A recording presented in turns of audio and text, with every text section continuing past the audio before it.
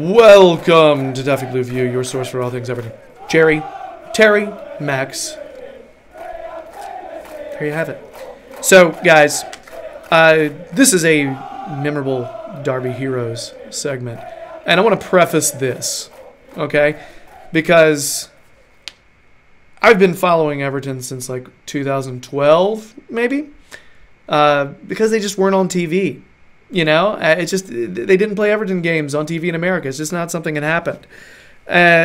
So I don't have a lot of Derby heroes to spout off. You know, and we were talking off camera.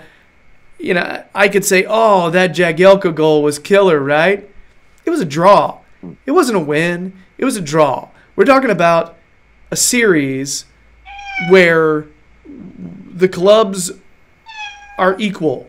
You know what I mean? So we're not going to sit there and act like, okay, we get a draw. Oh, that's great. We're so lucky to have our draw. He's a hero. He gave us our draw. We're not going to do that. So that's not what this segment's about. All right? So I'll be asking these guys some questions, and they're going to be telling me what it's like to have a Derby hero, you know, because we should be winning some of these. It's not. This is not the way it should be. It's not the way it's supposed to be. So, Terry, it's your turn to start off.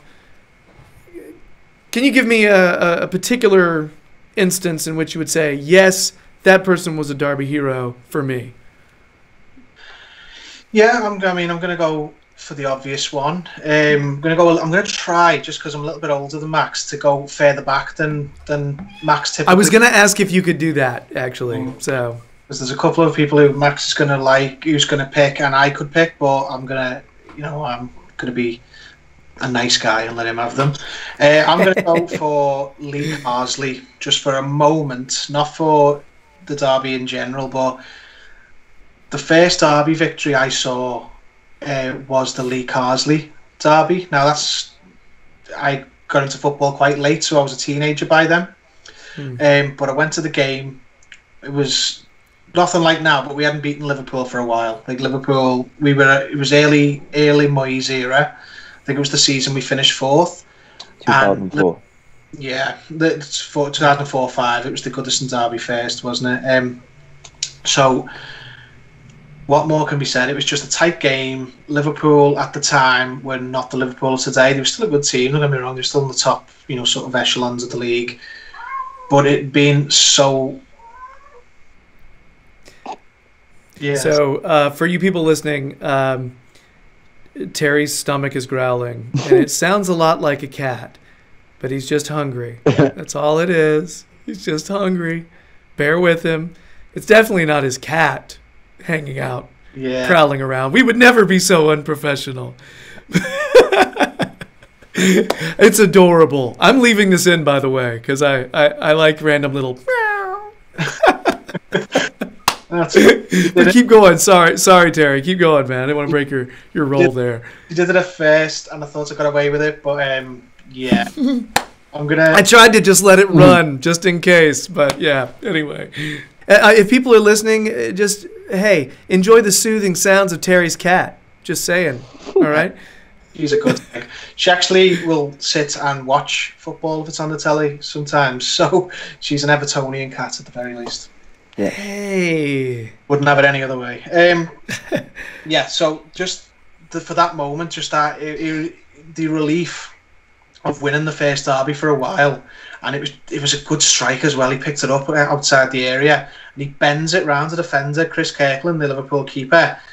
He was enormous. He could have really got to it, but because he was his line of sight was blocked, he sees it too late, so the ball goes round him, and it just felt like I was sitting behind the goal in the Gladys Street that day. It felt like it took an eternity to cross the line, and at that time we were in a run of form where it was the peak David Moyes. We were really solid and really strong, so we won about 5 or 6 games in that half of the season 1-0, and we just there was just an air around Goodison Park that if we went a goal in front, that was it. We weren't going to concede again. We were so resolute. We were so stubborn in defence. And when the ball hit the net, it was like, we're going to win this game. We won't concede, because we don't concede once we go 1-0 up. If we're going to lose, we concede first and we have to chase the game. We were such a strong unit, and it's unfortunately there haven't been enough moments like that since, but you can't take that away from anyone. It was just a massive outpouring of relief. Oh, we've beat Liverpool, we've got that monkey off our back. It'd been a couple of years. Little did we know that in the future it was going to get worse, but at that time it was great. I mean, it just to win this one coming up, it'll be that times 10. Wow. So Terry starts us off with Lee Carsley, 2004. I think that's what you said. So Max, where are you going to take us? I feel I'll give a quick shout out to a few of my dad's heroes, to be honest, because my dad's actually seen some good players that have won derbies convincingly for us. So like Andrei Kanchelskis and Graham Sharp, he loves the bones of them. But obviously for me, you know as well, it's my favourite game of all time. I went with my dad, the FA Cup 4th round. Is this the Gosling? The Gosling derby, Dan Gosling. Yeah. Just some kid come off the bench. Like I think it was like 2 minutes before it went to penalties, and we all knew we'd get beat on penalties because they had like Torres, Alonso, Gerrard, all these players that could take set pieces. Gerrard got subbed off that game. Lucas Leiva got sent off.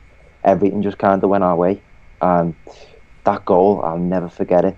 Like you could hear a pin drop in the stadium when the ball left his foot to the moment it touched the back of the net, and then the stadium just erupted, absolutely erupted. And yeah, I think he'll. I mean, I don't like the way he eventually left the club, but that's always going to be a fond memory for him. Yeah. Anybody who's been listening to the show, watching this show for a while, knows that I have a fondness for Jelavic, you know, and anybody who's listening and watching for this long also knows Max's affinity for that particular game. And every time Max gets talking about it, I get super jealous that I was not watching at that point, because it just, yeah. Because I mean, that's your favorite, man. That's a serious imprint on you. No, I think it was midweek as well. I think because I remember I was in my nan and granddad's before the game. I'd gone straight from school to my nan and granddad. I was only in like primary school. My mum had left me a change of clothes to get picked up by my dad to go to the game. So he sorted me out like a new outfit and that. Didn't bring me shoes, so I had to wear my school shoes to the bloody game. So I remember going the game. Sat with my dad in the family enclosure. Absolutely incredible. And then we went to the Black Horse on County Road after the game, and my dad turned around and he went, "That's like getting a bit of shit off your shoe that's been on your shoe for absolutely ages." It's exactly what it's like, and that's what it feels like. So good. Like you fast forward to the likes of 2010 when Timmy Cahill and Mikel Arteta scored. Like that's what it feels like.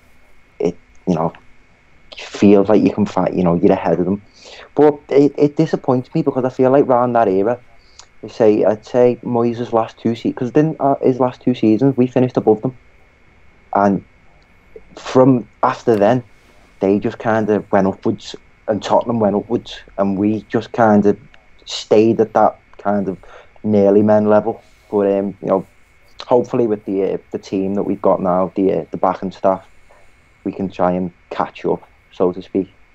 But a quick thing about that derby as well, that cup derby, is a little sweetener for that win was that was around the time that Benitez had once again made a fool of himself, and he caught in the previous derby earlier in the year, one of the league derbies. We frustrated him in some way by sort of locking them out, and he said oh, that's what small clubs do when they play us and so on, displaying a shocking lack of knowledge about English football, thinking Everton are a small club. Forget the rivalry. If you think Everton are small, you don't understand English football. And obviously that became a thing then, and Liverpool fans latched onto it. But the thing that was good at that time was he bemoaned how we played for a draw, or we defended against Liverpool. And in that extra time, the same season, he'd started setting up for penalties. He was like defending, trying to squeeze the game off for penalties. Like, oh, I thought it was only small clubs who go defensive. And there you are, desperately trying to get to penalties, and this goal's just stopped that.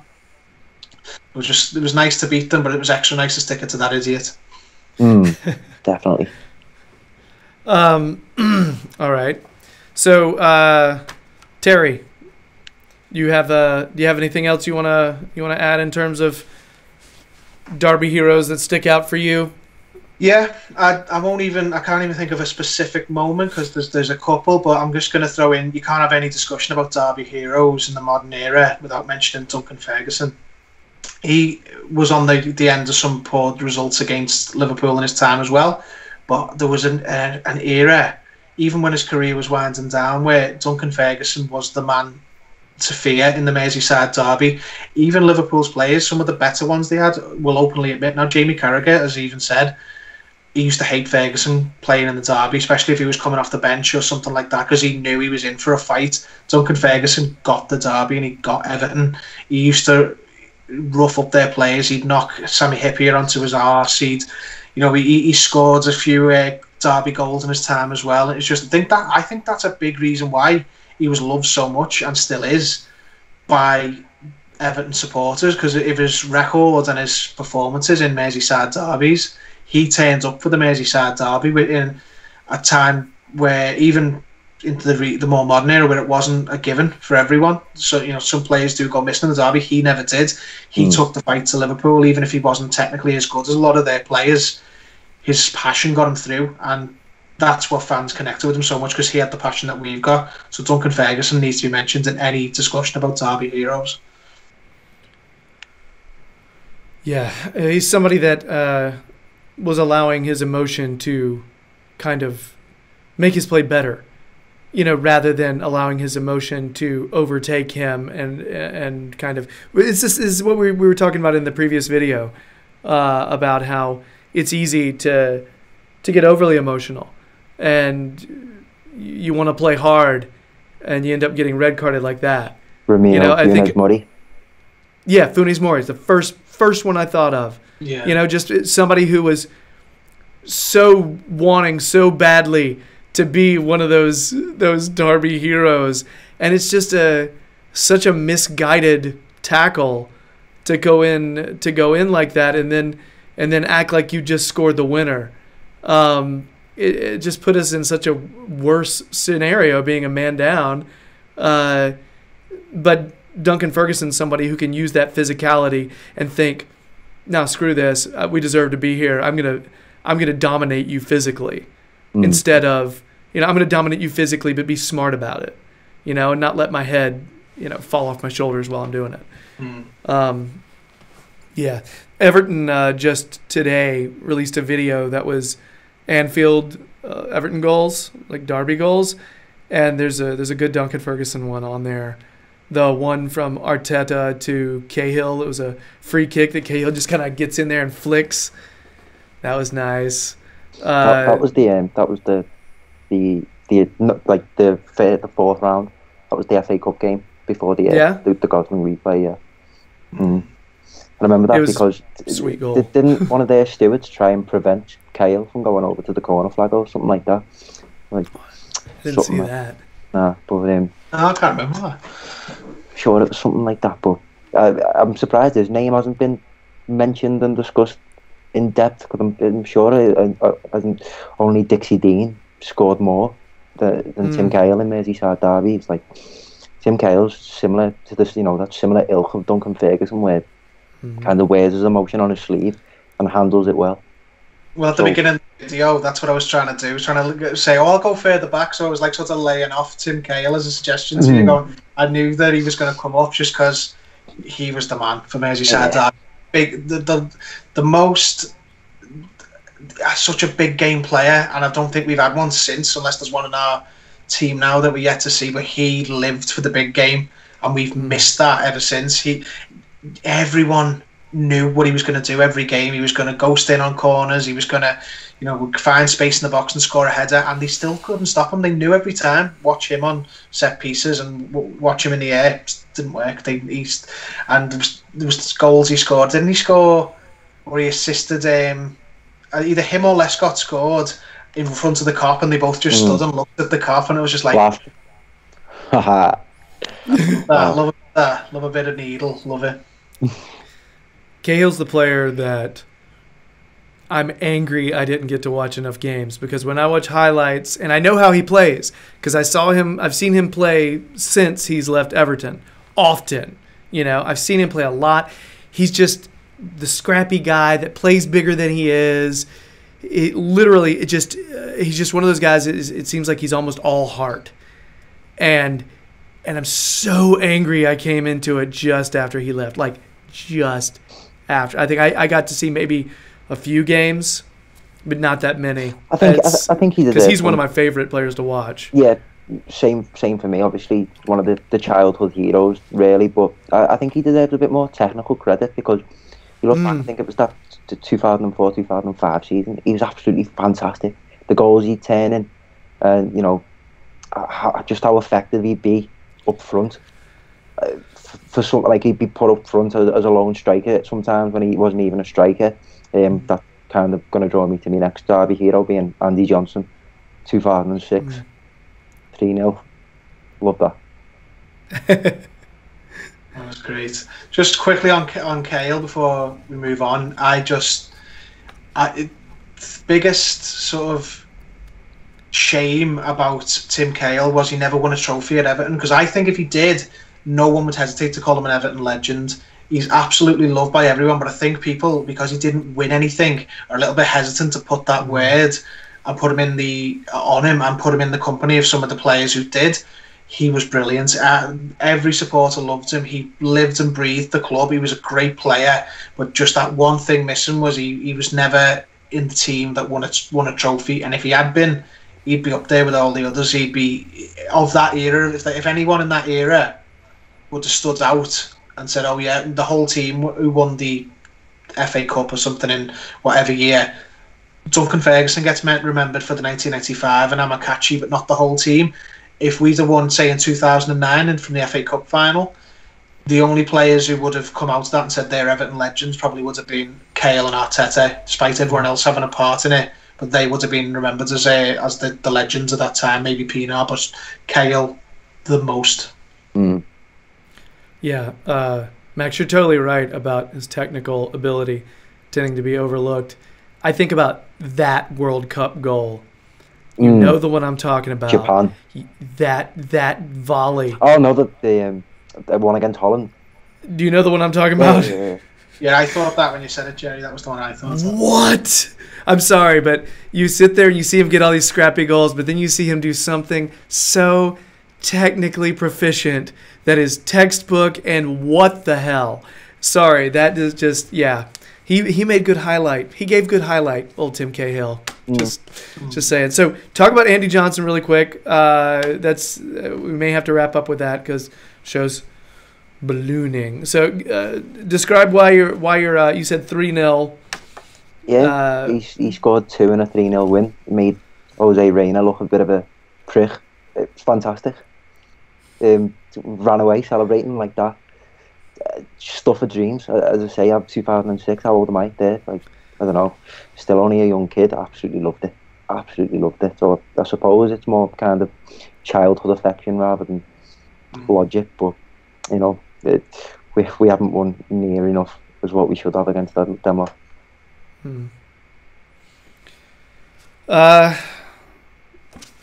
Anything else on Derby Heroes, guys? There's more names I'm sure we could be mentioning, but I wanted to make sure this was tailored to you guys and your personal experiences rather than just kind of vague, because we're getting a lot of story about you here too. Because Max, the fact that you mentioned Andy Johnson, I feel like that tells us a little bit about how old you were at that time, and I don't know, that's a good little character moment. I like that, Got to mention Jelavic as well. Just because it's the way it's like on the record, it's the worst football match I've ever attended in my life, and I don't think anything will ever come close to it. That 2-1 loss in the semi-final, but that moment where Jelavic puts us 1 up, I was at Wembley. I just remember turning around and just people are just going absolutely nuts. I don't think Sylvain Distin could ever let that down what he did. But, and I actually know about that one. I remember somebody mentioning it, and I went back and I did some research and watched a lot of videos. Yeah, Yeah. That one's a shame. Hurts every time you watch it. Ugh. Talk about anything else. All right, so I guess that's it for our Derby Heroes segment. If you've been digging the videos, please subscribe to the Toffee Blues YouTube channel. We are slowly continuing to grow as a channel, and you can tell because we've added an entire new set of videos that comes out every week. Toffee Blues Extra. You see Tom and Paul on there. They may incorporate other people on there as well, same way we tend to rotate sometimes on our show. Same kind of deal. It's just more content for you because we just want to give you more stuff to think about and to talk about. Also, check out Terry's Twitter because he'll show up on the Liverpool Echo fan jury. He'll let you know when he shows up there. He's just, his words, beautiful Everton words that Terry spins for your reading pleasure. Max does that too on the Toffee Blues website. So check out the website for that. He also shows up on podcasts, and he should be showing up on Premier League Productions here in a little while, giving a preview for the Derby. So that's a thing. He's not sweating it, right? I mean, sorry, that's awesome. And at some point, apparently, I'm on the NBC Sports Fan Zone with my son Bennett, asking questions to Bernard. So if you see a goofy-looking guy like me and a little blonde kid asking Bernard questions that are bizarre, that is me. So yeah. So we're gonna. That's it for our videos. We're gonna pop over to the podcast now for If You Know Your History. So if you want to see the quiz segment between Terry and Max, pop on over there. And if not, we'll miss you. And anyway, talk to you later. 3 points this weekend, guys. Bye.